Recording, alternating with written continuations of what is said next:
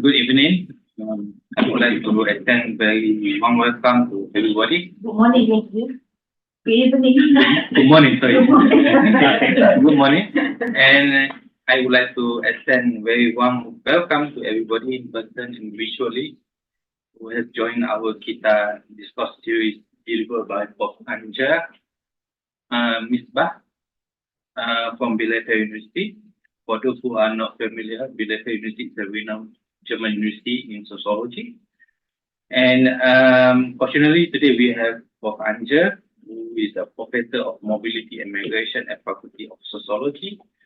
As a short biography, she is the author of Separatist Conflict in Indonesia, and also Trouble Transit, published by Asia 2015, and co-author of Indonesia State and Society in Transition. Her latest book is The Criminalisation of People Smuggling in Indonesia and Australia. But for today's session, she is going to talk about uncertainty in post-maritime migration. Actually, the chosen topic is quite relevant with the current interest in KITA, where we have now set up a new research group called UNICMA. That might be the only research entity, if I can say that, on migration study in UKM, if not in Malaysian University. And okay, without further ado, I would like to hand over the session to Prof. Anja as our main speaker today. Please. Thank you very much for the kind introduction. Yeah. And first of all, I would like to thank you, Ibu Kasimi, for the invitation, for setting up this seminar, and also for being so flexible, like a last minute changes. So thank you all for coming. I changed the subtitle of my talk a little bit, but I'm still going to talk about uncertainty. So I'm interested in what is uncertainty, how it's different from risk, and how does it matter in maritime migration. The kind of empirical background that I'll be relying upon are Rohingya crossing, which you are probably very familiar with. It's an ongoing issue. We've seen a number of arrivals in the past couple of weeks and months. And it's probably also an issue that will stay around for a while. I talk a little bit about the political background for why people are coming and why people are getting on boats, despite the fact that we know these are such dangerous encounters. So why am I talking about journeys? I mean, the thing is that in migration studies, scholars have been mostly concerned about the departure, why do people leave, but also then what happens after the arrival, when it comes to the issue of assimilation, integration, and so on. But people have ignored what happens on the way. Often they thought it's just a short trip, uneventful. But we have actually noticed that over the last decades, those journeys have become longer and longer. And that, of course, has very much to do with the politics in place, the hurdles that need to be overcome. So we speak of decade journeys. Sometimes people are immobilized, they are put in camps, they are prevented from crossing borders, they might be arrested, they might be sent back. Sometimes they basically just go in circles. So the fact that these journeys are becoming longer is, for me, reason enough to study them, because I'm pretty much convinced that what happens during these journeys, of course, has a massive impact on how people will conduct their post-migration life. This will have an impact, That's why I think it's important to study. And before I start, I would also like to acknowledge the contribution by Gerhard Hofstetter, with whom I have been working together for many years on this topic, and we also have written a couple of papers that I might highlight on the way. Anyway, so what am I going to do? Brief introduction on the Rohingya genocide and the Exodus for those who are not too familiar with it. I will tell you a tale of 5 boats and how this, in a way, exemplifies uncertainty. And then I offer you with some academic perspective on uncertainty and risk. And I'm dividing between intrinsic and intrinsic factors, which I find helpful when approaching the topic of uncertainty during this maritime journey. And if there's time, I might talk about a few field notes because I've been conducting some interviews here in the last couple of days, but it might also be a bit too early. Anyway, so, I mean, in a few months, we will mark the 7th anniversary of the brutal crackdown by the Myanmar military force that basically drove 700,000 people out of Myanmar, the Rakhine state where they used to live, into Bangladesh. And the UN also refers to the Rohingya as the most persecuted people. They are a Muslim ethnic group that lives in Buddhist majority Myanmar and has done so for centuries. The main problem is that Myanmar does not recognize them as an official ethnic group. They are stateless people, which means that they don't have citizenship rights when it comes to access in health, education. Their mobility within Myanmar is very limited. They are victims of course, recruitment, so on and so on. So the situation is very dire.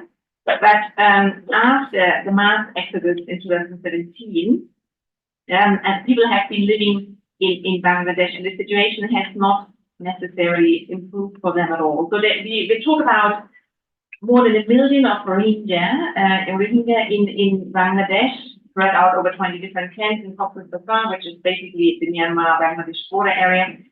And there's about 600,000 Rohingya remaining in Arakan, in Rakhine State. But the renewed fighting since November last year has once again displaced another 100,000 people.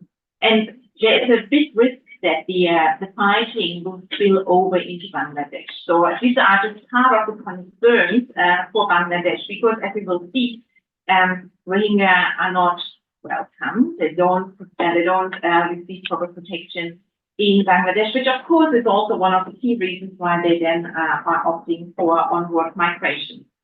Well, even before the 2017 mass exodus, there were many Rohingya already living in other parts of the world. They were either trying to find jobs, or some of them actually also had been displaced due to earlier expulsions. And this is the map. It's not really up to date, but you can see that some of them have made their way to Saudi Arabia, Pakistan, India, of course.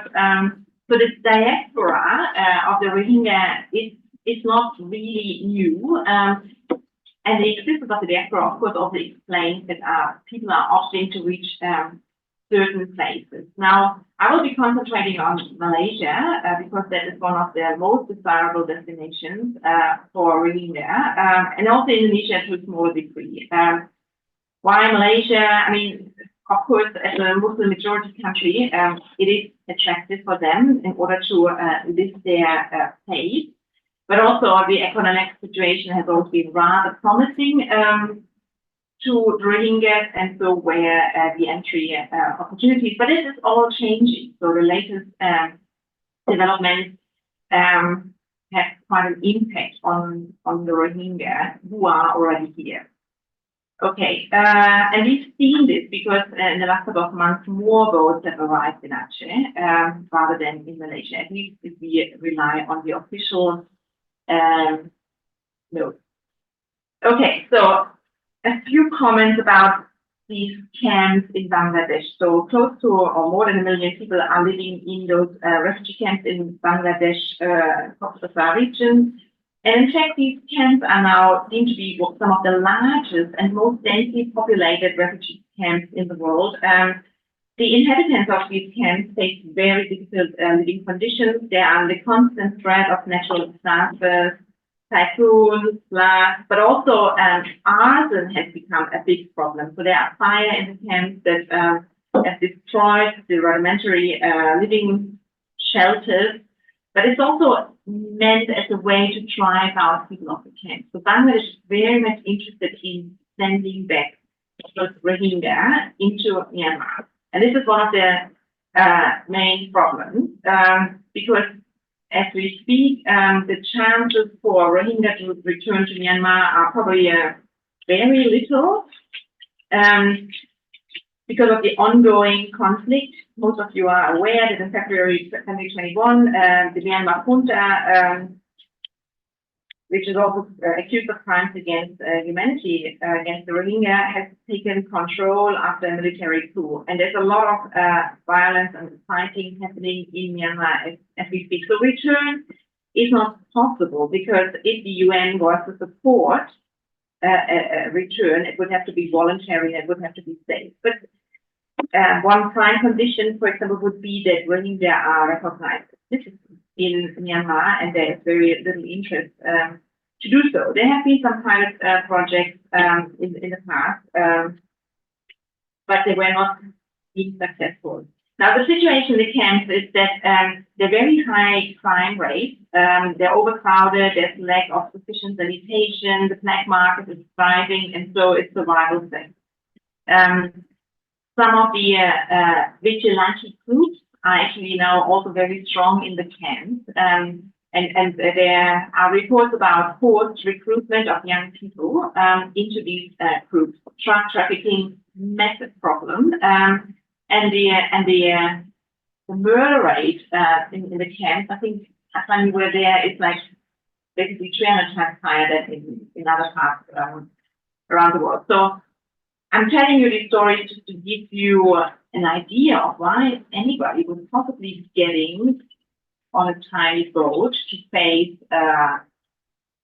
day-long, week-long boat journey. So we can see the push factor is quite high. So the push factor is not just high in Rakhine, where people have been driven out, but also these camps do not offer an ongoing solution for these more than 1 million Rohingya.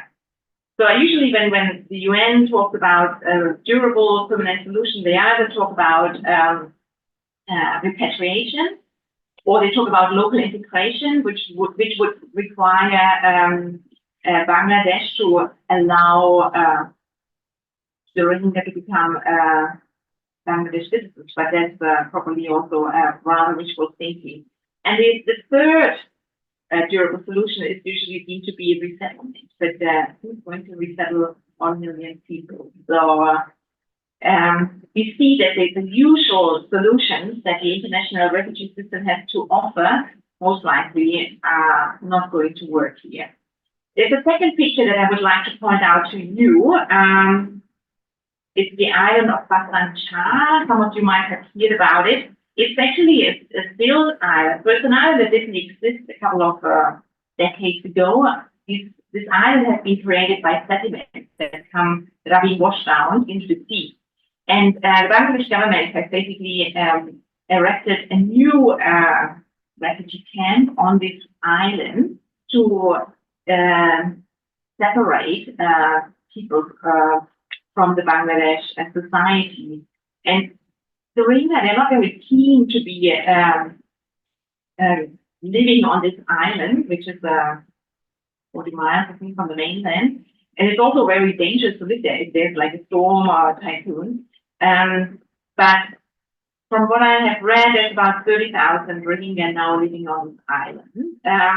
And people are being threatened to move there. Sometimes they get these promises of transfer resettlement, but sometimes it's also the cut down in their food supplies that are used to convince people to relocate to these islands. So, okay, so maybe that's enough for the background. You get the idea why people develop this notion of hope that life somewhere else simply must be better than what they have experienced in Myanmar and than what they are currently experiencing in Bangladesh. So, secondary movements. It's a little bit of jargon. It's usually used to describe when migrants, and that of course also includes refugees and asylum seekers, cannot stay in the first country of asylum, but they need to move on elsewhere. And secondary movements are not particularly welcomed by the international community or the international refugee regime, because people prefer to keep refugees in the region. Like they think that because of cultural or whatever linguistic familiarity, keeping people in the region is the better option. But what we have seen is that between 2012 and 2022, more than 120,000 Rohingya embarked on secondary movements to Malaysia, and they have done so with the help of a very well-developed transnationally operating smuggling and trafficking infrastructure. Gerhard and I, we have written about it in case you want to read up on this. So in the past, Malaysia has been rather lenient when it came to border and immigration law enforcement, because well, there was a need for cheap labor. But lately, Malaysia has made the arrival of those much more difficult. And it basically started around COVID, and the pandemic was very much used as a justification for pushback and turnback. Interestingly, where during the pandemic, most of us, our lives were put on hold. Like we were bound to stay home, no traveling, definitely no international travel, but no travel within our cities and campuses either. But interestingly, for the Rohingya, in the pandemic, basically didn't necessarily mean the same thing. Of course, they were confined to their camps, but we saw that during the pandemic, the numbers of boat departures actually went up. In 2022, more than 3,500 people, more than 39 boats attempted deadly crossing in the Andaman Sea, departing both from Myanmar and Bangladesh. And that was a stark increase, more than 300% compared to the years before. But not every boat that departs will actually arrive. And I will explain to you why in a second. But first of all, let's talk about secondary movements and how they are actually conducted. So as you can see, there are two options for the Rohingya to choose. You can either travel via land or via sea, but most often it's a combination of both. And both routes are actually quite dangerous. They contain a lot of uncertainties and risks. Initially, we probably did see more movement across land, at least until 2015. But as you might remember, in 2015, there was the discovery of mass graves on the Thai-Malaysian border in Rangkelang, exactly, where the bodies of more than 100 people who were deemed to be Rohingya were discovered. And that, of course, was a big outcry, and you can see some excavations on this photo. And that, in a way, resulted in a...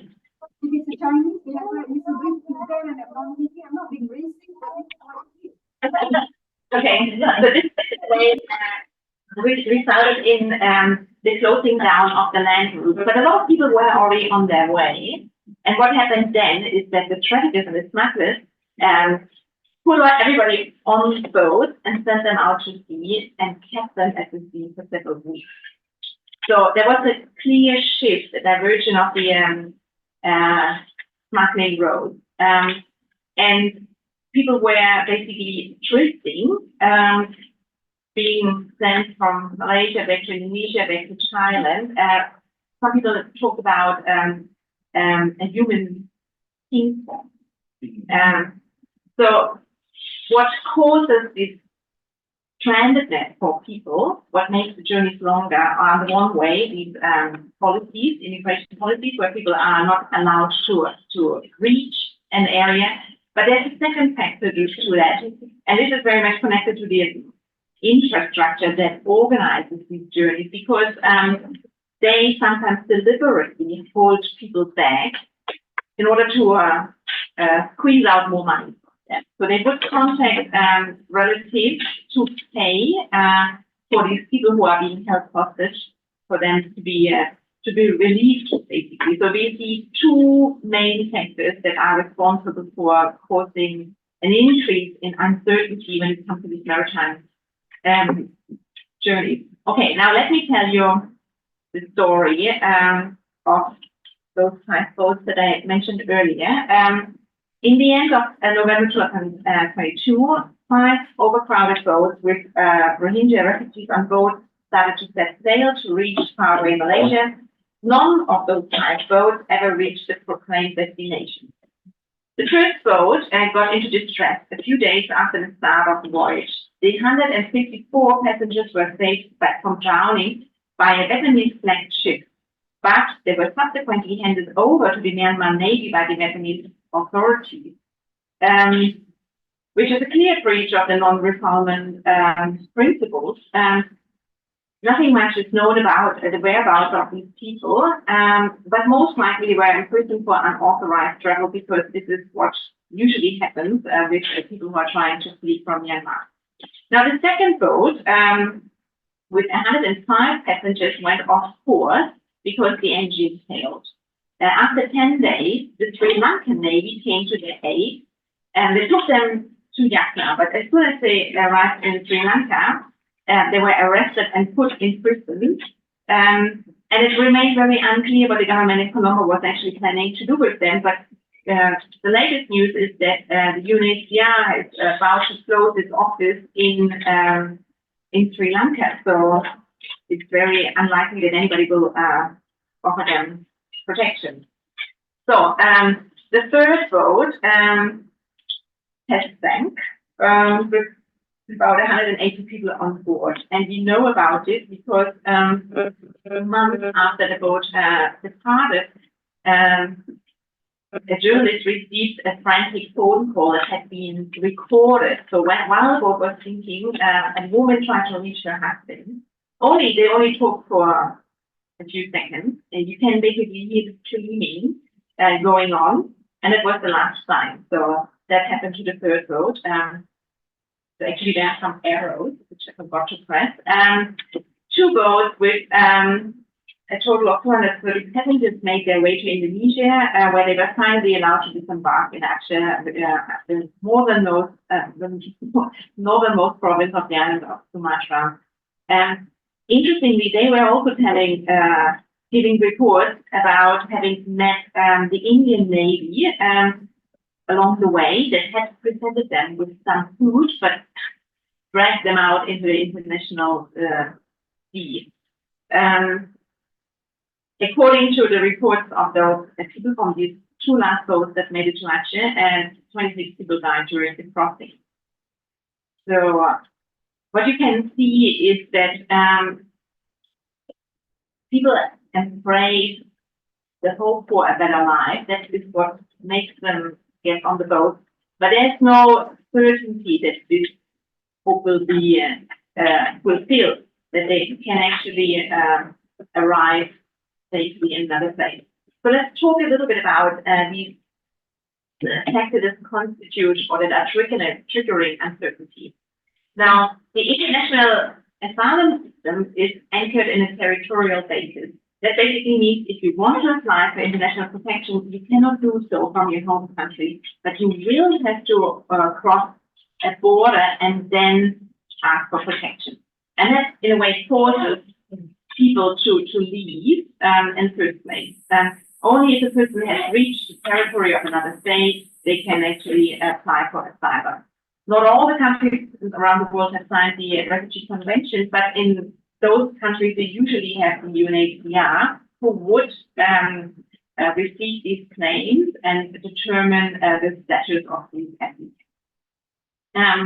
Now, that sounds good on paper, but what we are seeing all around the world, and that's definitely not just the case for Southeast Asia, is that many countries try to prevent the arrival of these people, because the moment they are in the territory, they will have some obligations towards them.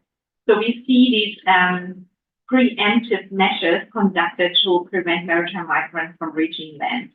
And the very purpose of the so-called non-entry politics, the no-entry politics, as Jim Hathaway has called them, is to prohibit people from reaching state territory to claim asylum. And there are, of course, many different actors involved out there at sea.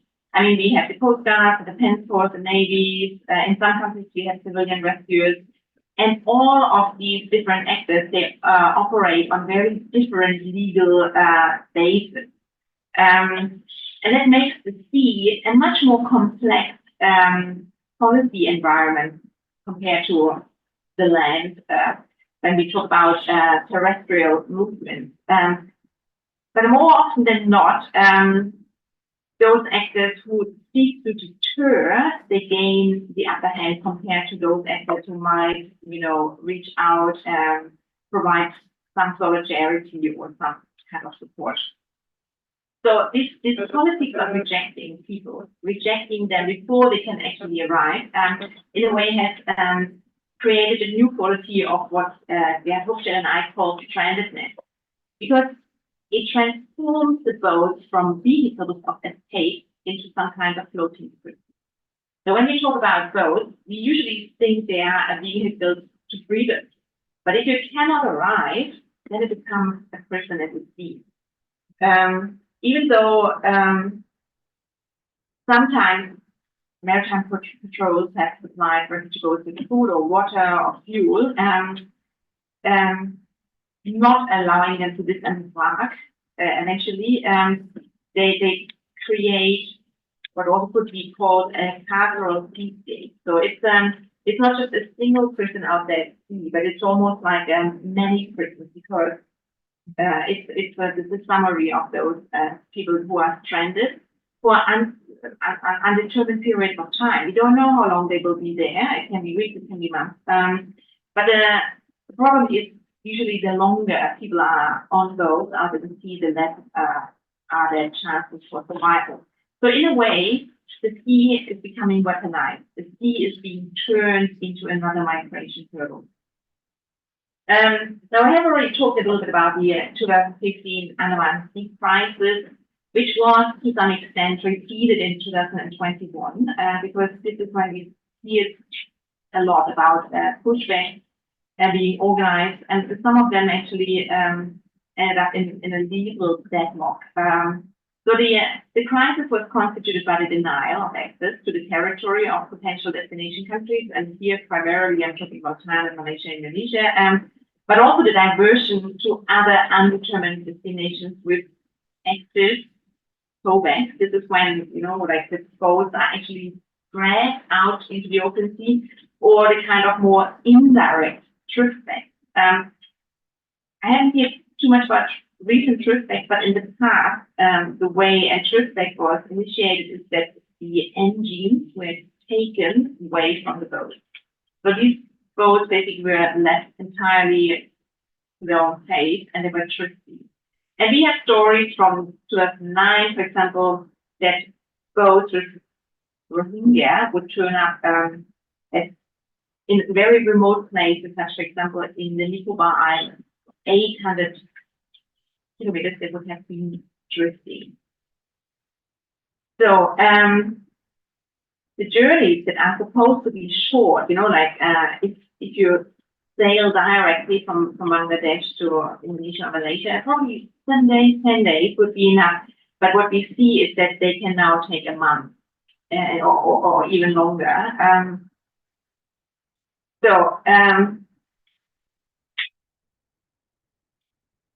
What I consider to be like the extrinsic factors that increase uncertainty, so are the general deterrence politics. Deterrence in a way means like deterrence is often used in criminology, it's to prevent the threat, to prevent a negative thing to happen by threatening punishment. So people will abstain from committing something bad. But deterrence in this case means to prevent people from even starting their journeys of hope, to prevent them from embarking, to prevent them from moving forward. And it is done because of these interruptions that we can see. Turnbacks, towbacks, driftbacks, as I mentioned, there are differences. They're not supposed to happen. It's a violation of international law, and it's particularly a violation if that happens in the international sea. So you probably know that the sea is diverted in different zones. We have the economic zone, we have the territorial zone. In the international zone, actually all boats should enjoy free passage. But it's not necessarily the case. However, it's very difficult to litigate against it because what happens out at sea is very much concealed. So if you were to take a case to any international court, you would need to know precisely the coordinates of where a pushback or a towback has occurred. And that is, of course, being disclosed from our knowledge. So there are these very direct interruptions where the Navy for the Coastal Guard would be involved. But we also see that strandedness is caused by non-direct interference. And this is what is usually referred to as the politics of non-assistance. Very often, the news about Rohingya boats coming are in the hands of those who are responsible. And here I'm talking to search and rescue bodies. You know, all countries have the Bada and SAR, Basana, I don't know what it's called in Malaysia, but it's the search and rescue team. The sea is not an empty void. The sea is full of other ships, commercial ships, fishing boats. So they usually know when the Rohingyas are coming. And they also know if situations of distress are occurring. But what a lot of governments prefer is that they would not render assistance. Because the moment you go out and extend assistance, you also become responsible for the people. And then according to international law, and here I'm referring to UNCLOS and some of the international conventions of the international seas, is that you will have to bring the people to the nearest safe harbor. If their boat is in distress, if they experience engine failure, if people are very sick, you have to bring them to land. So by ignoring that, by not fulfilling your obligations of rescue, in a way, this is another means of increasing uncertainty when it comes to survival. Okay. I think I talked probably enough about this jargon, what is meant by stranded, and why we talk about castle these days. So I can move on to give you the example of a guy. His journey actually lasted 7 months. And this is probably the longest that I have ever heard. So one of the refugees who landed in September 2020, that is, was an 18-year-old Sura Army. He had sailed from Bangladesh, and he said, we hardly had anything to eat. We were so hungry that sometimes we forgot our own name. So you can imagine how hard it must be to live off pretty much nothing, to be completely dehydrated. Like people sit on the upper deck, which means they face the full sun. It gets extremely hard.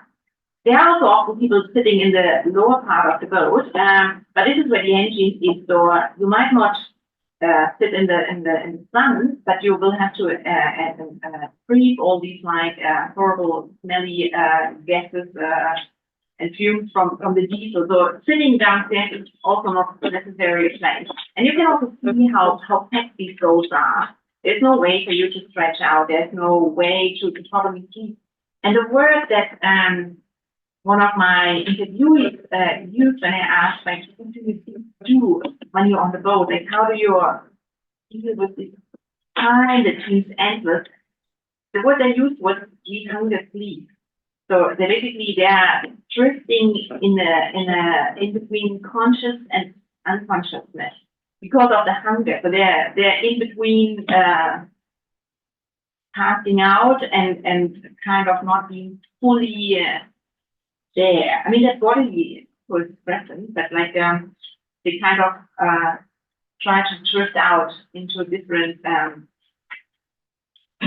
bodily or mental state, hunger sleep. Yeah. So they're basically so weak that they can't even remember their own name. And I think we need to be aware of these stories because this is what happens to these people.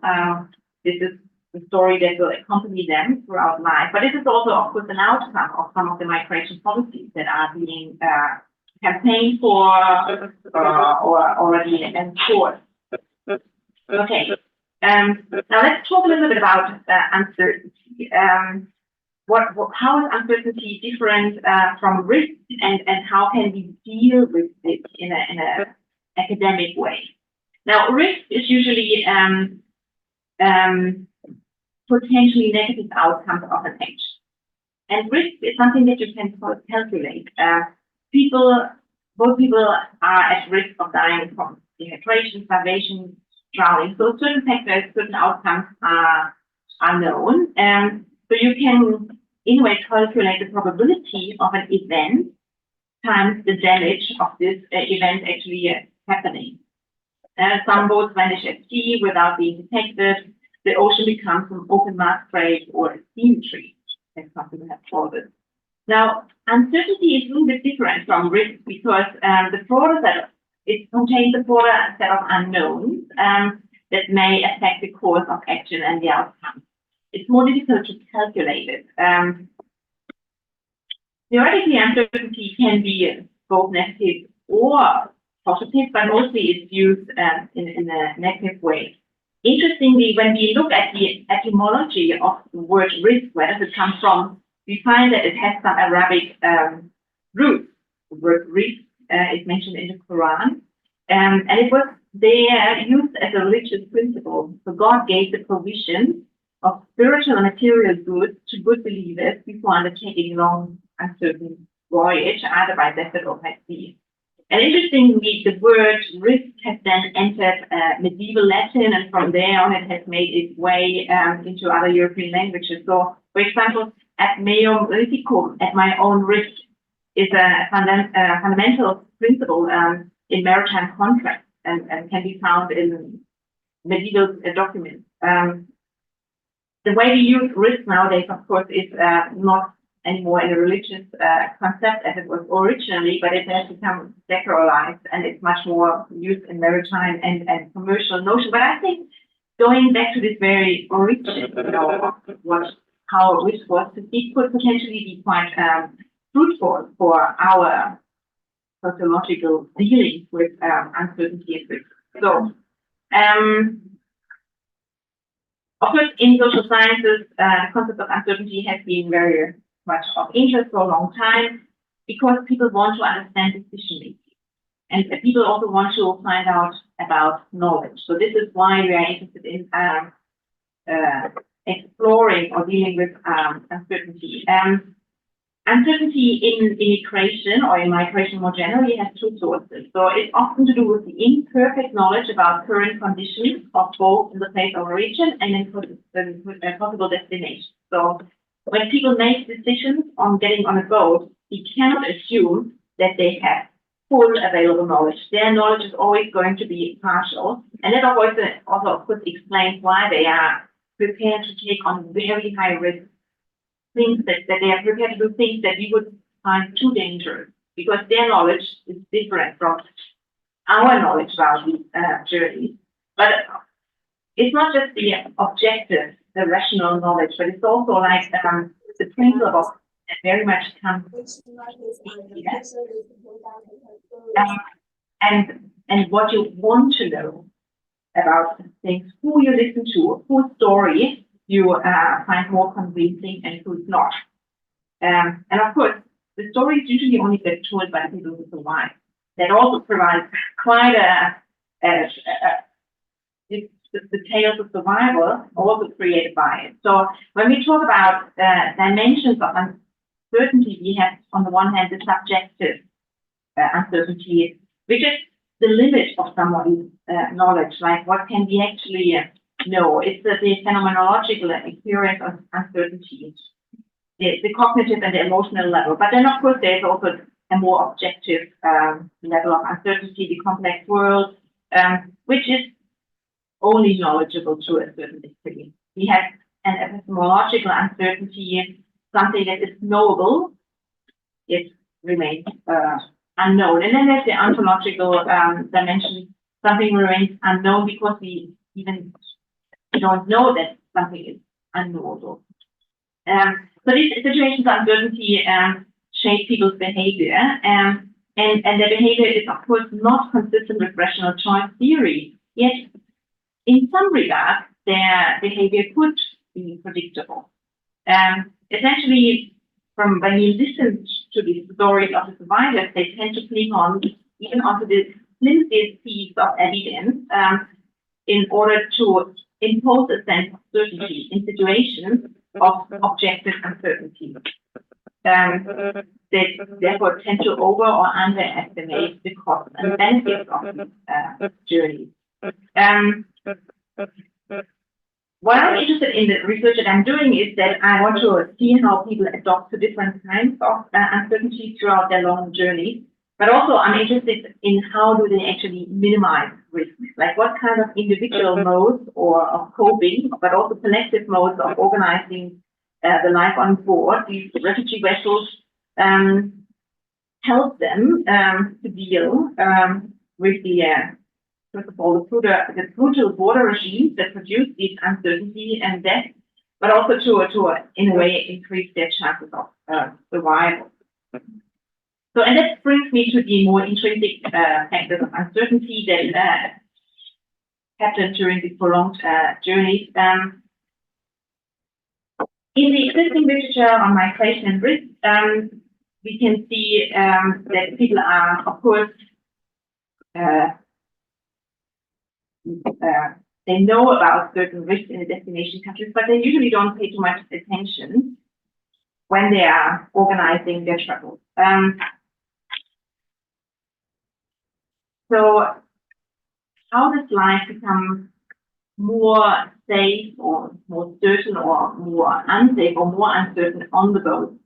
And what is interesting here is that we have to very much look at the materiality of those boats. And I have already shown in some previous pictures, a lot of those boats that you see, they're actually not made for the ocean. They are fishing ships, and they're usually supposed to go around in coastal waters. They're not made for the open sea. And that, of course, brings an additional set of risks for the people. So the boat in our mind occupies sometimes very mystic spaces, like places of safety. Noah's Ark was a way to survive the deadly flood. But the boat also brings together like the worst of social life. And some of you might have read novels and stories of survivors of shipwrecks, and what happened to these people who are confined in the boats and how they are competing over scarce resources, be it food or water.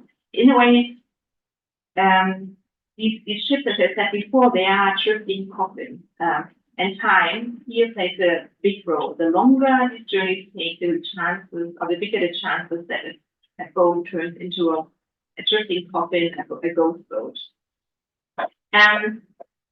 Another set of intrinsic uncertainty is that when you are on a boat, you cannot choose who will be your fellow passengers, In some occasions, people might know the people around them. They might be of the same family. They might be from the same village. And having this kind of pre-existing link probably brings a sense of mutual responsibility. But from interviews conducted so far, when I ask people like, did you know anybody on the boat? They usually would say like maybe one or two people.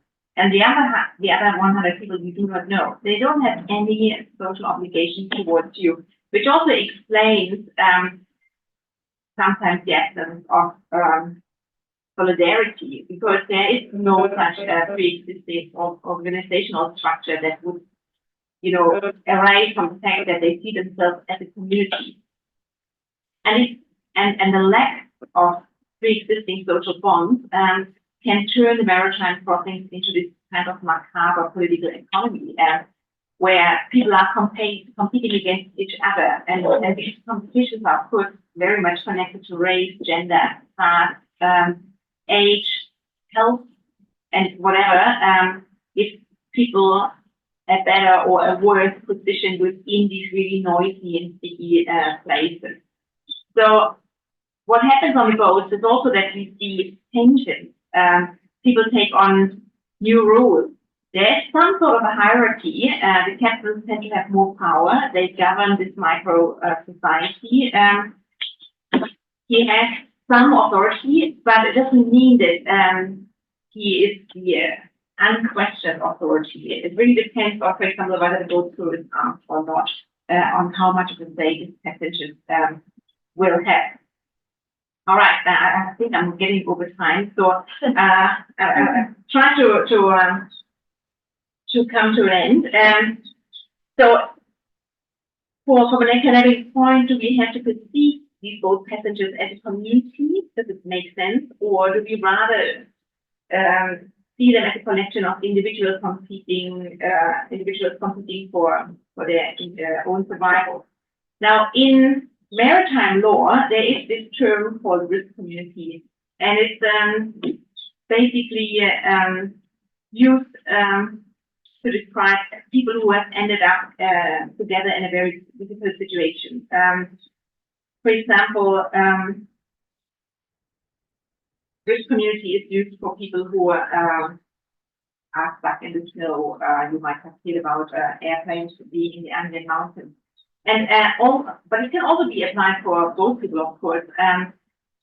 They're a community because they all face the same dangers: drowning, dying of hunger, dehydration. And that kind of creates a sense of a transitory community. And that, of course, reminds us maybe of Victor Turner and his ideas of pulling up. But at the same time, to see them as a strong community would also be a bit ignorant, because, as I mentioned before, there is no such sense as equality amongst the people on board. They have different capacities to fend for themselves. You know, like some are fit, others are not. Some were able to bring food, others were not. So it could also very quickly evolve into a very anarchic situation where people are trying to take advantage of each other. So the situation on the boat, probably we could assume, meanders back and forth between tension, solidarity, between competition, transgression, but also maybe moments of intimacy and mutual help. So it's hard to say what does it actually look like on a boat when the boat is in the water for a month or 2 or 3. But it's generally anticipated that the greater the collaboration among the members of a risk community, the better the chances of mutual survival in situations of a disaster or a calamity. Working together might guarantee a higher chance of survival. But in situations of scarce resources, of course, the community also can easily become frail or collapse due to self-centered motives. And those who do not comply with the obligations of mutual assistance and who, for example, do not help their fellow passengers, of course, face potentially threat of punishment later on.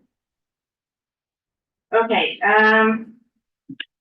maybe just 2 testimonies from some of my interviews that I have been conducting so far. I was asking people directly about what has happened on the boat, and generally I noticed that they're not very keen. The people who have arrived here in Malaysia, they arrived 10 years ago, 4 years ago. So the memories of the boats have not really been dealt with maybe in a healthy way. So some of them tend to be traumatized. They probably would prefer to forget about the story. Some still have nightmares, but it's not an easy topic for them to talk about.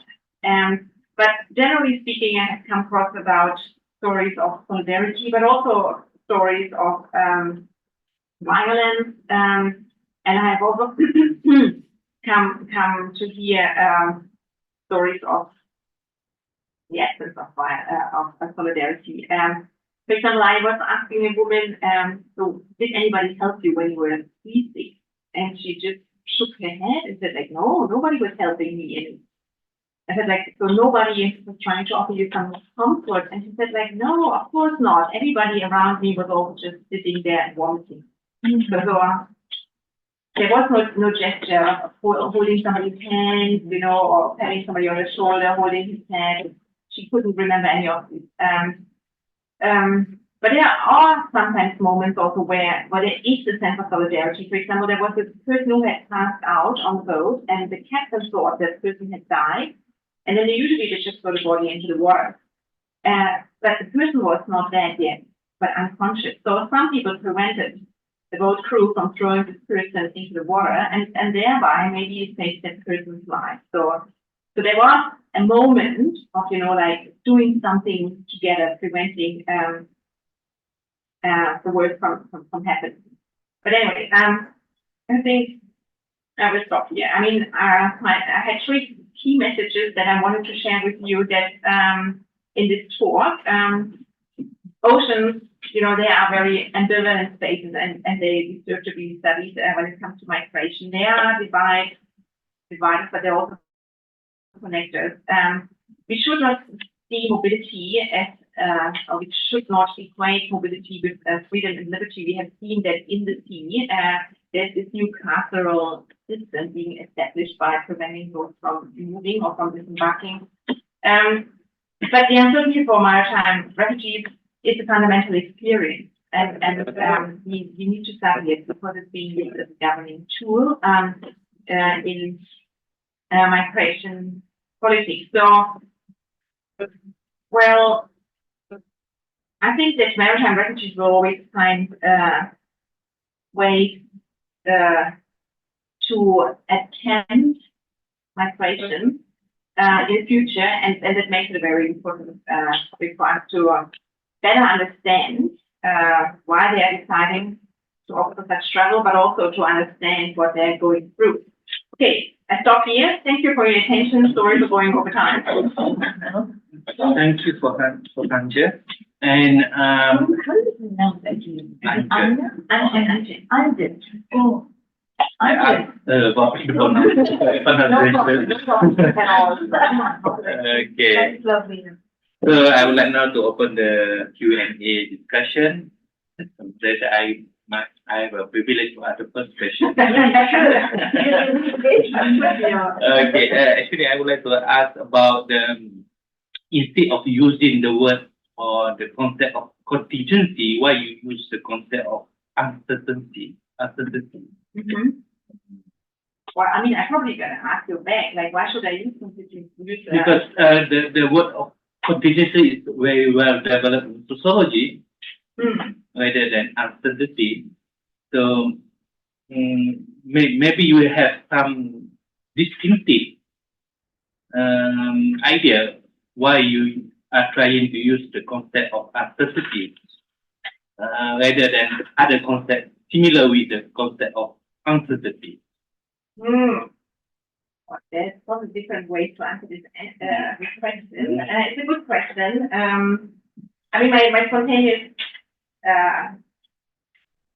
reply might be that there's of course always certain fashion trends in academia, and I see that uncertainty is something that is being jumped upon in some regards. So there's a lot of talk about uncertainty, and to some extent, I'm probably following in. I find a lot of like interesting debates where people talk about uncertainties, not just in regard to migration studies, but from many other views. I mean, people have now even established a center for uncertainty, so I think it would be a bit counterproductive if I want to work with these colleagues to now opt for a different concept. So I kind of like uncertainty. It leaves enough space to bring in or to reformulate it. There's still the concept is flexible enough to make something out of it, and still it gives probably enough literature to engage.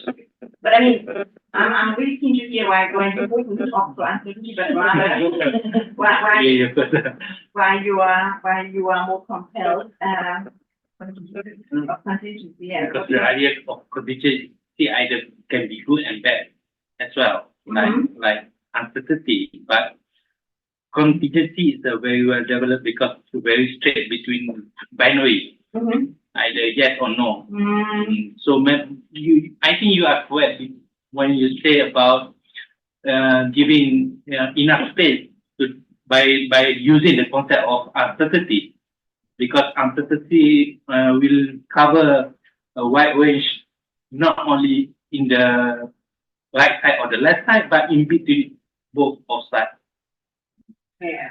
I mean, as an anthropologist, of course, I have to say that I'm more interested in the yes, what is between the yes and the no. Because, I mean, some decisions that might look crazy at the time being might turn out to be something of a blessing in disguise later on, and vice versa. So, like, when we talk about outcomes of uncertainty, like, and if you're interested in the short, medium, and long-term perspectives, I think we very much need to look at the gray spaces, like not just the black and white. And again, I mean, even though some outcomes are rather predictable from what we know and what we can find out with classical risk analysis, not all are. And if you're interested in the migrant decision making, you probably have to wave goodbye to this kind of yes, no, good, bad, because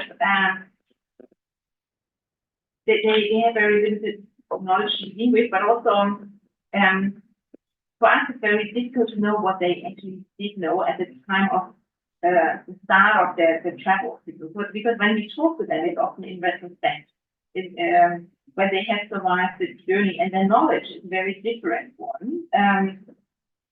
So to find out what did you think when you were embarking on this journey, you know, it's worthwhile asking, but empirically it's almost impossible to instigate, because then we would have to go to the other side of the ocean and start conducting interviews there, you know, when we want to find out the levels of uncertainty or the factors that are being taken into consideration when opting for or against this journey. But what I find is that the construction of futuricity, or like a very remote better future, is quite a strong pull factor, you know, like the fantasy of a better life, which might not be very much in line with what they hear from people who are living in Indonesia or who are living in Malaysia or in any other remote place. You know, like the stories that Maria would have to tell people in the camp nowadays probably wouldn't be too positive, like because of the increased risk of arrest and detention, so on and so on. But they might disregard these messages and still dream about a golden future, and you would wonder, like, where do they even get this idea from? They're so remote from a possible reality. So uncertainty leaves more space to bring in some of them, I would say. But then, I mean, as you know, like, not every academic session, you know, they last for long, you know, maybe in 5 years we all ditch uncertainty and go back to something, or maybe some other fancy keyword will have been coined, you know, and then we all subscribe to that concept. Okay. But thank you for the question. Any questions? I do have questions. Okay. Why do we invite honorables? Yes,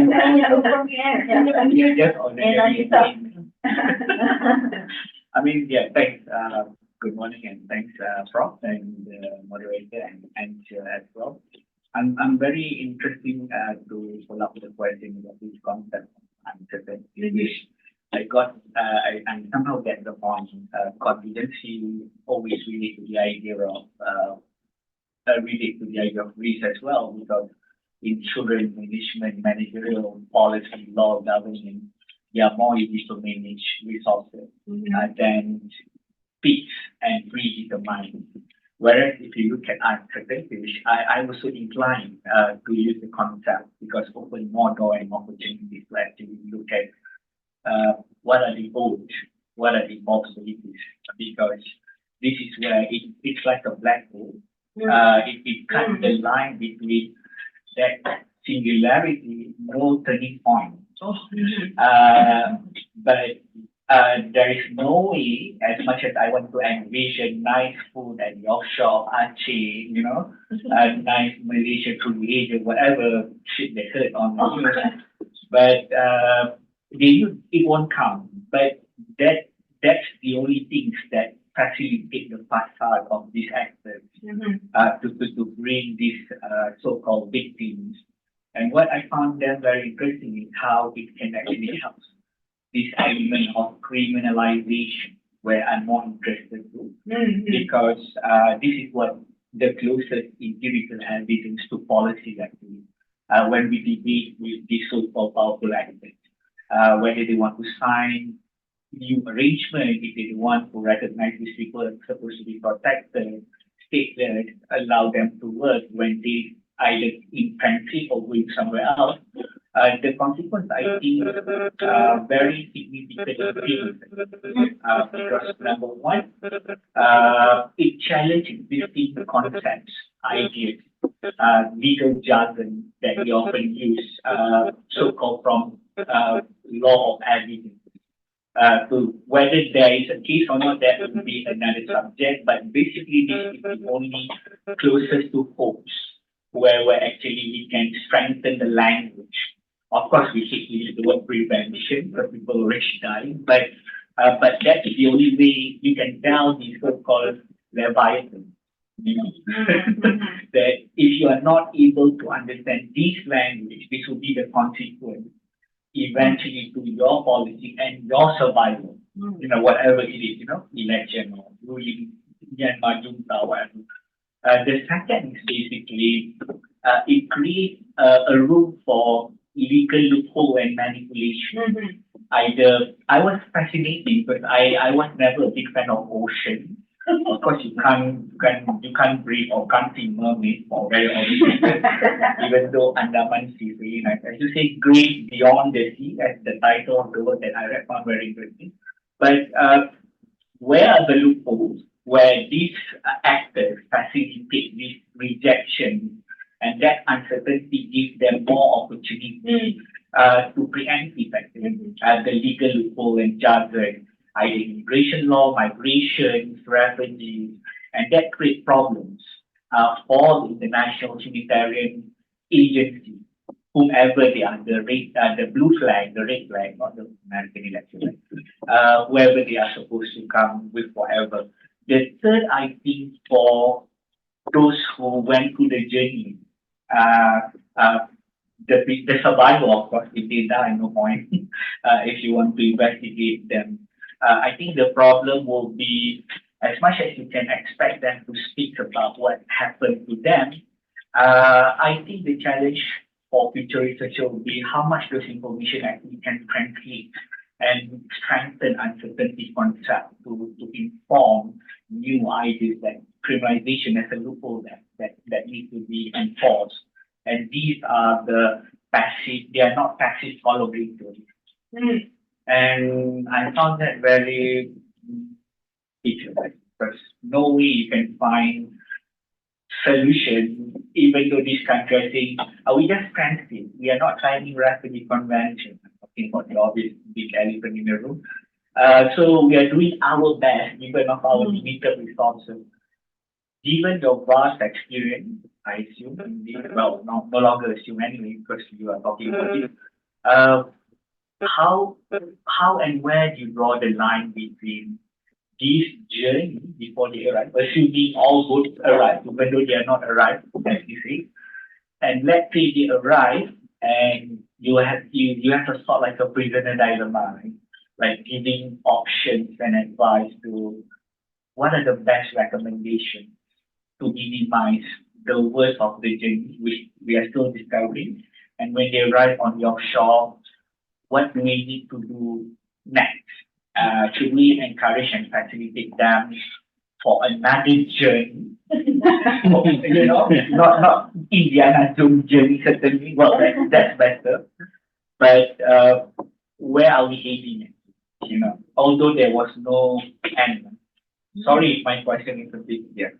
Thanks for the comment. Very interesting. I mean, But I think the point that you emphasized that talking about uncertainty makes it very easy for politicians and policies. They just demonize the sea. You know, the sea is dangerous by default. Like, why do you get on a boat? You know, like, you should not be surprised that there are storms, whatever, terrible things happening out there. So it's very easy, but to say it's not us for what people want to help you in distress, but it's the sea which could be dangerous. And it's being used very much so. It's this also this kind of victim blaming, but you chose to get in a very difficult situation, and now you're expecting us to come and rescue. So that is definitely part of the downside of talking about uncertainties here.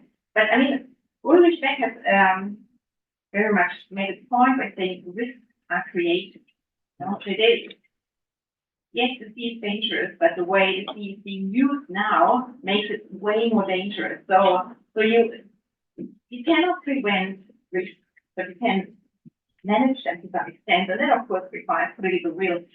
Now, when it comes to asking for solutions, what shall we do? What shall we do? I mean, the first question is like solution for whom? Like, are you talking for solutions for refugees? The answer will be very different. Or are you talking for solutions that will be in state interest? And here, of course, we can also extend this discussion to Europe. You know, like, shall we let all the refugees in? And how many will be coming? And can we possibly deal with them? Or are we, I mean, is it about protecting people's lives, or is it about protecting borders? I think that needs to be asked, and if the politicians, I mean, in a way, will have to tell you that if they only care about borders or if they care about human lives, and that will determine the solution. I'm not a big fan about solutions because it always gives the suggestion or the impression that, oh, once we have dealt with this group, we're done. Okay, we can move on to the next issue. But looking at the history of migration, we do see that it's a constant occurrence, you know, and even if there is a solution for the Rohingya people, God knows who will the next group coming, you know, maybe more people from Somalia again, or I mean, a lot of these current crises that we are facing right now have not been foreseen despite a lot of risk analysis. You know, I don't think that many people in the Ukraine really saw themselves having to leave and leave everything behind and come displaced, you know, and live as refugees. You know, I don't think that was really on their radar, even though, of course, there was always, you know, that put in like a certain state, but I don't think they picture themselves as refugees. And even in Southeast Asia, well, we don't really know where the next big group is coming from. We can probably rely to some extent that more Rohingya are coming because the situation in the camps is just really there, you know, like the stories that are coming out, they show a very clear deterioration of already bad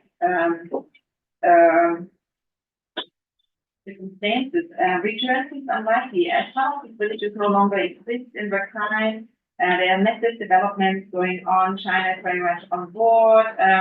We don't really know who else benefits, you know, like from the neighboring country, to what extent the Bangladesh is also involved in kind of economic exploitation of Rakhine. But it seems like everybody wants to have a piece of that cake. I'm not a political scientist. You probably need to ask for people who specialize on I don't know, China-Burma relations to see what exactly is in the cards. But like the return is not quite clear. And I mean, I remember talking to some Indonesian policymakers, and they always say like, they're very torn in between, you know, like having to do their humanitarian duties, you know, despite limited resources, you know, helping for the sake of helping, even without signing on to these refugee conventions.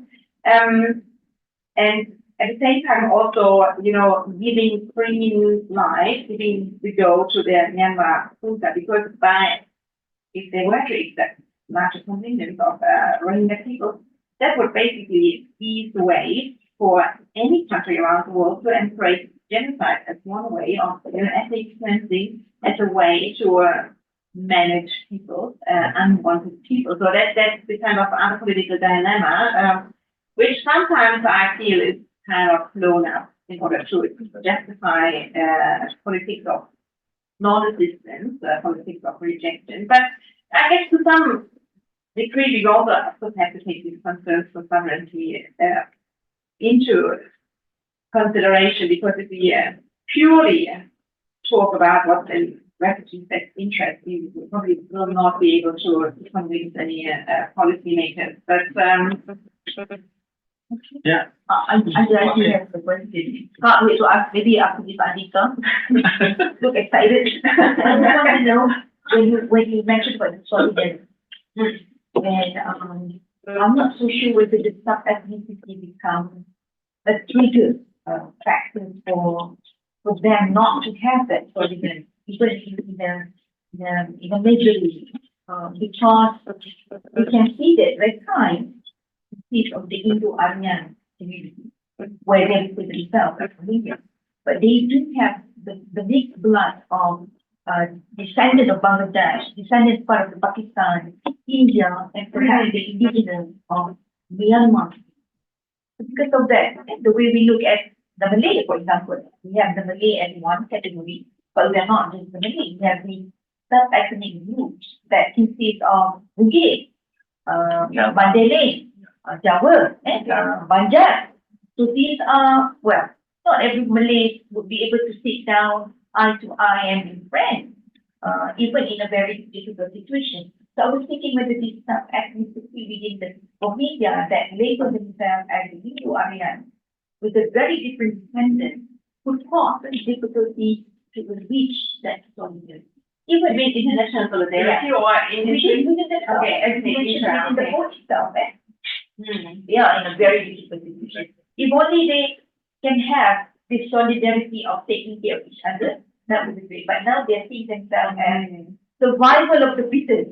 Because, well, even though we are Rohingya, we are not Rohingya per se. We have this our sub-ethnic group that could create tensions and divisions. What's that? But the interesting question, yeah. I probably don't know enough about these sub-ethnic interactions. They might be really relevant in Rakhine itself, but also in the camps where people might cluster around. But on the boat, people usually they are really thrown together in a very mixed way. I mean, the way the infrastructure works is that you have a mother boat in the and then or people go, the facilitators would bring small groups of people to the boat. They would travel together a little bit, and then they usually get split up again, depending often on who's in charge of them in terms of facilitation, but also payments that have been made. So the travel companions, they might spend a lot of time with each other, but then not again. And they don't have much freedom on the boat. You know, you see they're really poshy, you can't sit wherever you want. There's gender segregation clearly, but also what I found interesting is that there's a lot of silence on these boats.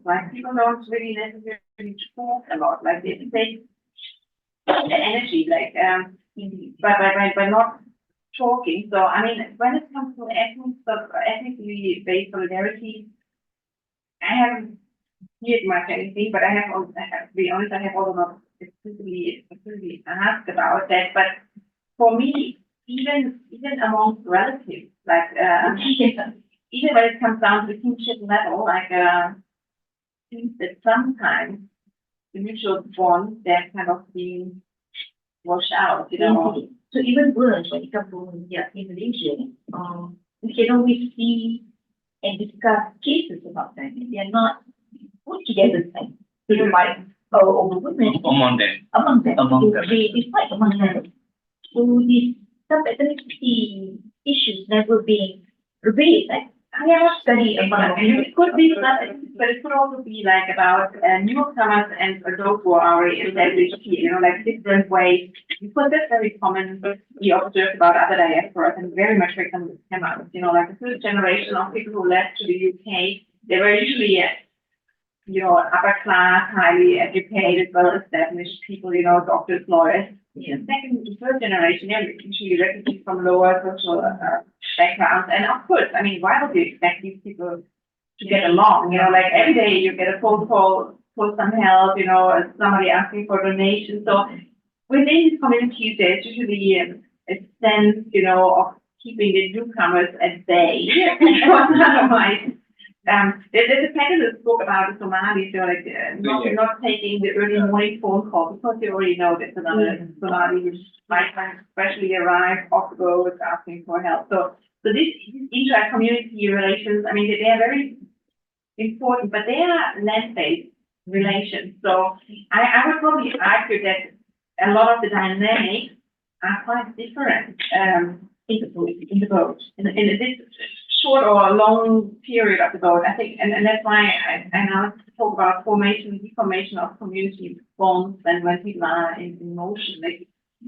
I mean, when we look at social sciences, we are actually fascinated usually by what happens at land. Like the sea itself, it's never really been a big object of study that might change. I mean, maybe some of our theories, some of our assumptions, they are more land-based, and you're not even aware of this bias. I remember when I went to the client market where whom are they basically. I just want to get a vegetable basically, like the relative close by, whether we going down or here. So when I went to the first shop, I said, why couldn't see the first old man that we used to see? Oh, that is another boat. And why the boat are different? They are the northern maritime. They are the southern. Then I was like, oh, okay. This is The intra-consciousness, it is like in the water, it's neutralized, become like a moment of veil of ignorance. But the moment they arrive at the land, because land is always necessary to get your territory, space, and claiming community, imagine community or whatever, then it organically resurfaces somehow because of the economic, social, survival conditions. And we can see that the boat, as they travel for months, 7 months. The moment they reach land, they are really like coming back to their own subconscious of being sub-ethnic. Like there is the one from India that used to say that these Rohingya, they are actually northern and south, and they are the descendant of the Bangladesh. It's like seeing a mixed race of Mexico being rejected by the Spanish or Mexican. Exactly.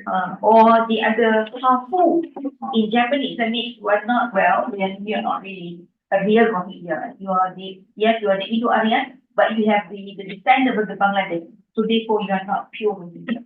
So there's that kind of thing that kind of creates an animosity within them the moment they reach so, as not the same like Honyul in Korea. Yes. You make that you're good and you're beautiful and beautiful people are more accepted in Korea.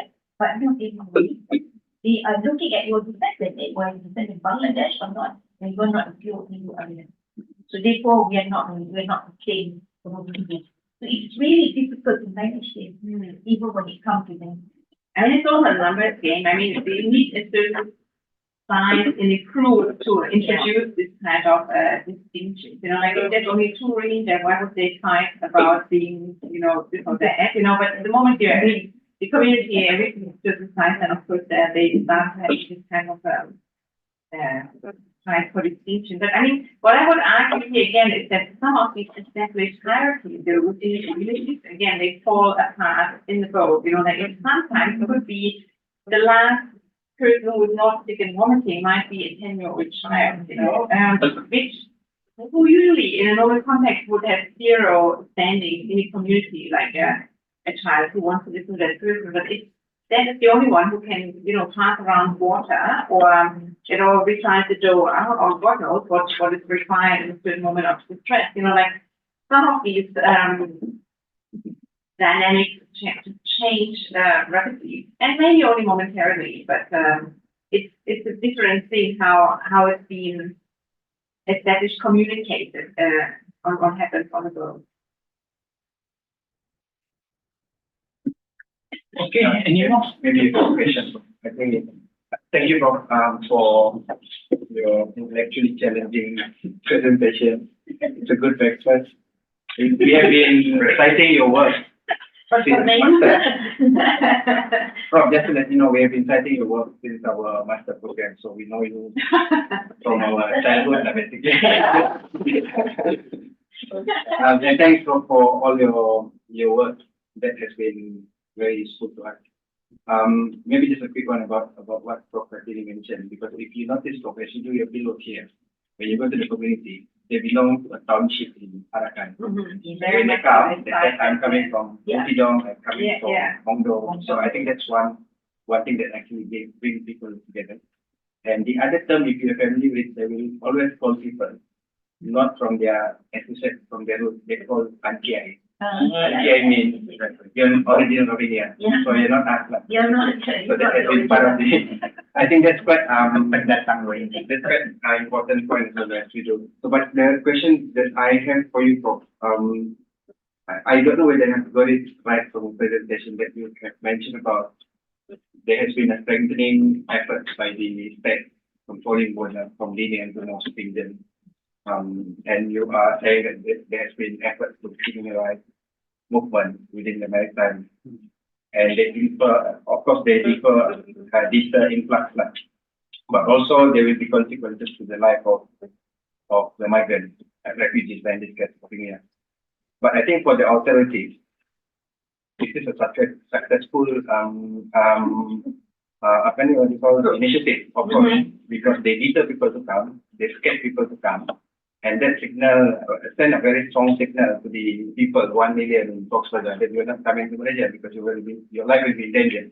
Well, So that's is it really sending out a signal, or are they just not going to use it? You know, I mean, when it comes to these deterrent measures, you can stop entrance here, but like people often, when they talk about like playing with a balloon full of water, like you wash it here, and the water goes there, and you wash it there, and the water comes back, and it's this kind of thing that you see, you know, like because if Malaysia is not working, if Malaysia is concealed, you know, if Malaysia prevents any entry, well, people just go to China or they come to Indonesia. And at the moment, I think it's the Indonesians' biggest fear. They are panicking, and they're definitely conducting more on-sea patrols.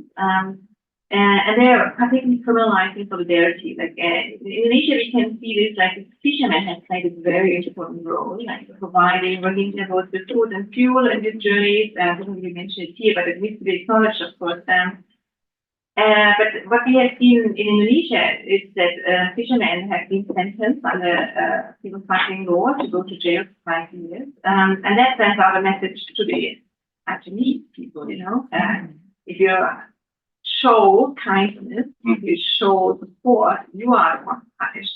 But at the same time, also like people who have been helping, for example, with the Rohingya to come then to Malaysia, you know, like facilitate these short crossings in the train. And they also being arrested and convicted. And here we see a lot of like trafficking law being used. So it makes a difference whether you come or whether you leave from Indonesia. That determines the way you've been convicted. So I don't know if it's a success. Well, it keeps everybody more busy. The courts have more to do. The police gets, I don't know, very busy. You put people in jail. But this is really from the message. I mean, honestly, this is a genuine question I'm asking myself, because before I started looking into this case, I was very interested in Indonesia, Australia, people smuggling corridor, right? And Australia, of course, there's, you know, stop the boats, they pat each other on the shoulder. They're sending this concept now to the UK, and other European countries interested in listening and saying, like, look, this is how it's done. This is how you prevent maritime arrival. But actually, it's not entirely true that all boats have stopped in the last 10 years. There have been boats embarking to Australia, and what has happened with them is that they usually turn around out in the middle of the sea. People have been towed back, they have been pushed back, or they have been transported onto like flights and sent back to Sri Lanka. So Australia has memorandums of understanding in place with Vietnam and Sri Lanka, so they in a way don't object people from being sent back. They don't have anything in place with Indonesia, which has therefore caused a lot of trouble. Diplomatic relations between Indonesia and Malaysia, Australia were very bad at some point because of these illegal pushbacks. And Australia has interfered and meddled a number of times in Australia and Indonesia is like maritime zone. So really being able to stop these irregularized movements, you know, like, I mean, first I would ask, is it really possible, or is it just like a political, you know, rhetoric being used to you know, in election campaigns? This week had two boats arrived in Australia, so much for Operation Southern Borders. Of course, they're freaking out, you know, over 40 people again. But the other question that we ought to be asking is, okay, if they don't come to Malaysia, if they don't come to Indonesia, if they don't go to Australia, where are they actually going?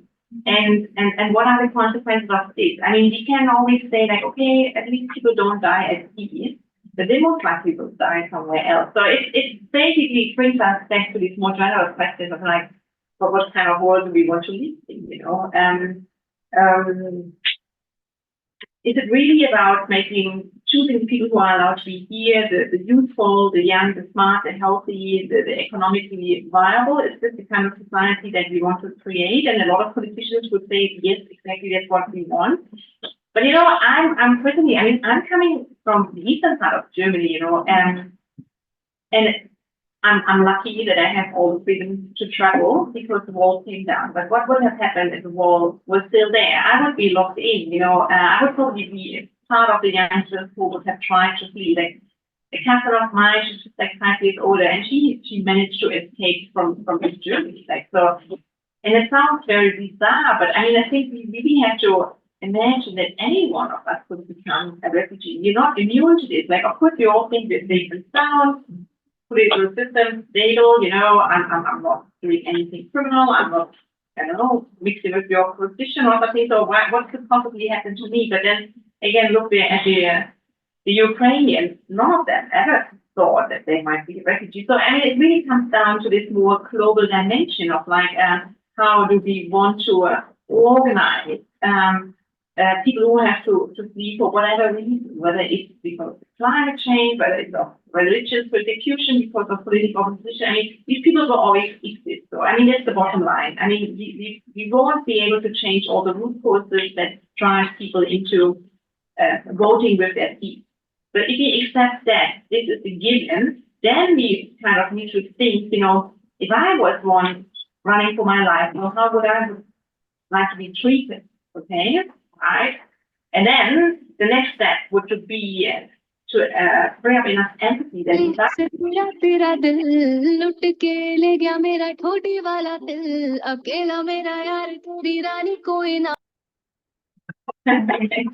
think you will. Then the next question, I mean, maybe it's over. Maybe this is question from people on. Prof, I haven't finished my. Oh, yeah, sorry. I have the second and follow-up question. I think that's also related, Prof. Because you are saying you're using that risk and uncertainty. But my impression, working also in here, the risk is everyday life for many of them. Uncertainty is almost the moment they're born, everything is uncertain. Correct. Yeah. So now my question is, what is the big deal about this?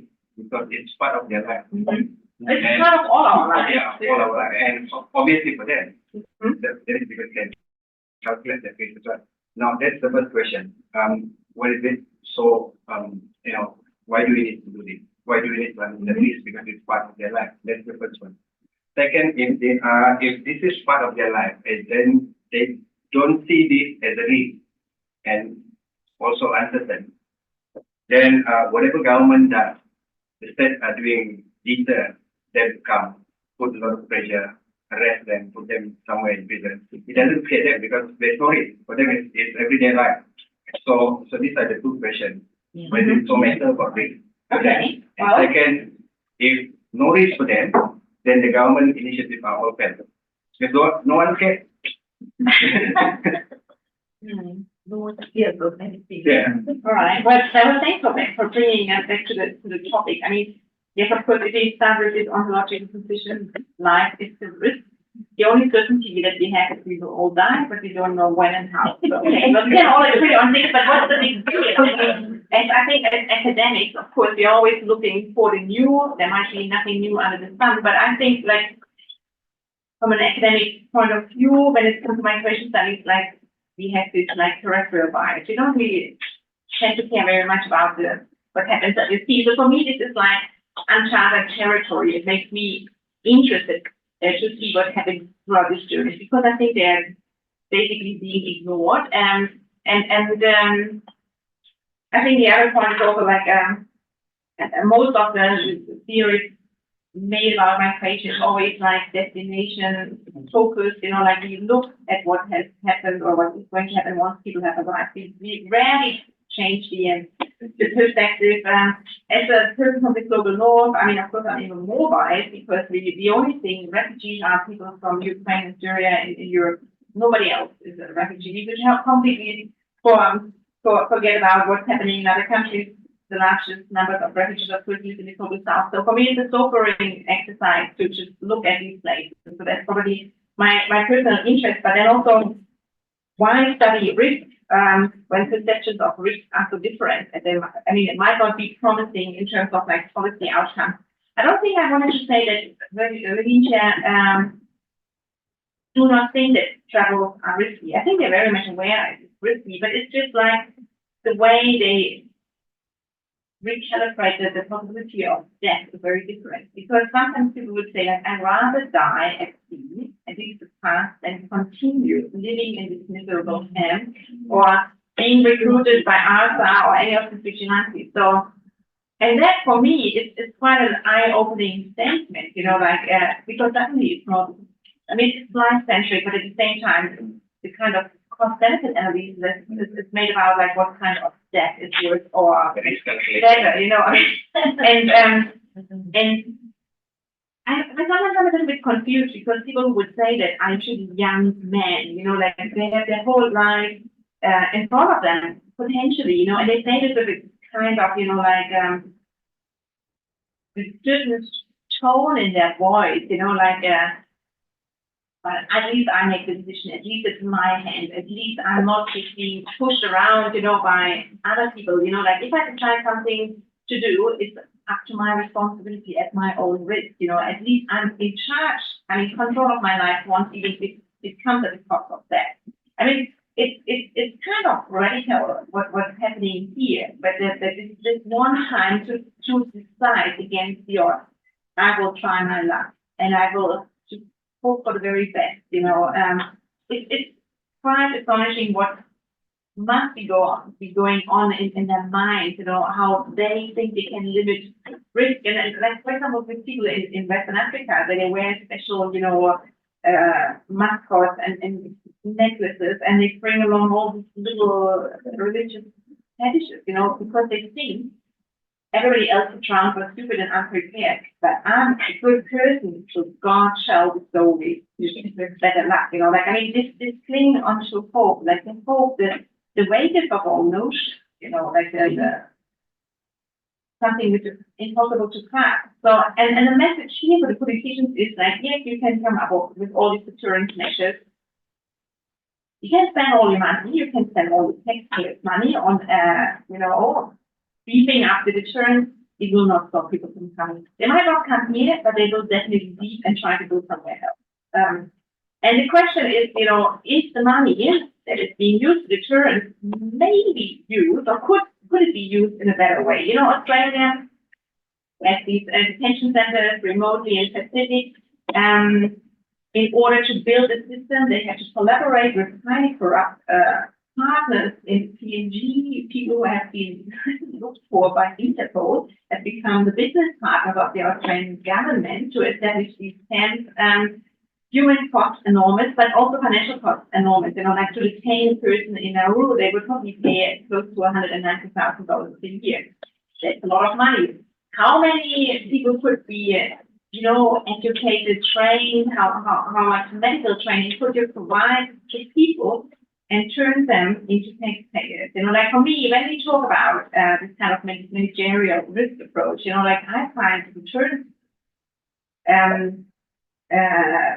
policy is often really wasteful, because it's not money well spent. Yes, you prevent some people from coming for a certain period of time, but they will find another way. As I said, like if they get repelled from Indonesia, they try some other place. They might, because they have family and friends here, they eventually will all land sooner or later. So if you talk about these risks not being clear enough to these people, it's not the message they will listen to. And that has been proven quite convincingly. For example, there are some studies about information awareness campaigns. Like Australia has been paying a lot of money to tell Afghan and Pakistani people about how dangerous to get involved in videos, they make cartoons, God knows what, and they distribute this like in the transit countries and the countries of origin. Nobody seems to care about it because nobody will listen to anything that has, the sticker or the logo from the Australian government. They listen to people who promise them heaven and earth. That's the story they want to hear. They listen to friends and family. They listen to people who are already a few steps ahead. And it's the kind of selective hearing that goes on. So and for governments to penetrate into these communication channels, I don't think it would be possible. We can all ask ourselves, like, what do I listen to? Whom am I trusting? Who is my trusted supplier of information? Is it the Australian government or the Indonesian government? Well, maybe to some extent, but probably not entirely. If it was, you can ask yourself, if you had to leave tomorrow, where would you go? How would you go? This kind of question is something I use often in class when there are all these applications that you can use with students these days to put them into the shoes of a refugee, and students then often look very confused because it has never crossed their mind that they would be in a situation to make these decisions that basically determine life or death. So, but yeah, of course, yeah, what's the whole deal? Life is we are at risk from day one of dying, but I think we can still, keep our fellow academics entertained for a while by trying to elicit some of these stories. And it's good to hear that we have all these context already there. I follow up on that. Okay.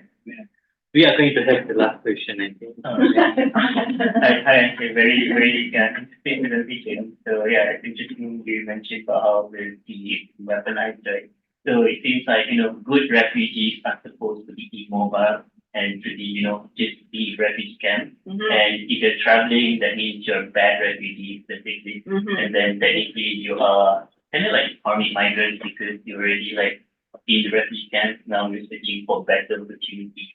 That's interesting. I just want to know whether, if you mentioned earlier about, based on studies, much focus has been given on, the departure as well as, once they are in their destination.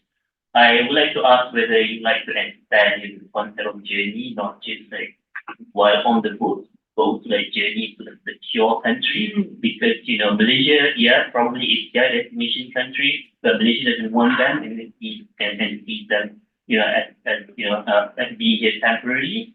So probably, I don't know, what do you think about, the whole journey of, probably attaining the one of the durable solutions, which means Malaysia is still part of their journey to be in a secure country where they can get citizenship and rights.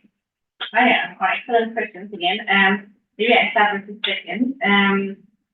It would make a lot of sense. Like, if I was a PhD student again, I probably would go for this biographic approach to people's life journeys and how they interfere with the migration journeys, because it's fascinating and it would probably also help us overcome this kind of siloed view: departure, transit, arrival. But people who have being resettled doesn't necessarily mean they stay in one place. They still might continue moving around, because life mobility, this is probably a very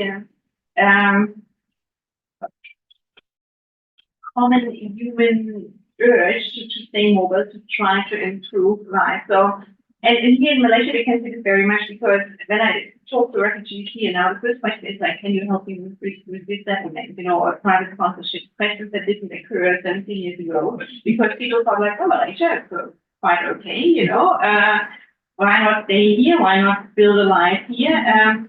it has changed, not just because new options have come into the picture, such as private sponsorship, which didn't exist back then, but also because people think like, probably not, probably going to try to keep my way elsewhere. So studying people's trajectories, you know, like could be a very promising field of research to see the, I mean, of course, the decision-making processes and what the main venturing points are, but also to understand, of course, their duality that is at play here. So yeah, good idea, good refugees, yeah, I mean, this is a big topic because the way we perceive them, of course, says a lot about the disturbingness of the disturbingness that we bestow to them, whether it's worthwhile engaging with them or whether they should be challenged for having made a bold move. And yeah, the good refugee is the one who waits patiently for his or her turn, but we all know they would be waiting forever. So, I mean, criticizing for people taking action, we would want to criticize for that. I mean, everybody has the, I mean, it should be allowed to have the right for pursuit of happiness. It doesn't come from nowhere. It's bold, cloak, and fight. It only reserves to some people and not for others. So, but yeah, well, thank you for the questions. Good food for thought. Okay. We can continue during our break. So I baked some cakes. You can enjoy it. okay. Thank you. We have walnut coconut and the orange lemon cake. You can enjoy it. Auntie, thank you so much. Yeah, thank you. Thank you. Thank you for the people online. Sorry, we didn't ask you for you. I mean, you have my email, but No question. Unless you want to invite them if they have a person. And maybe we can restrict them. yeah, I'm sure it will be. yeah. Okay. Would be great, yeah. Yeah, I would like to close the session and thank you for Anja, for people discussion, and to all participants for sophisticated discussion. And thank you all and good day.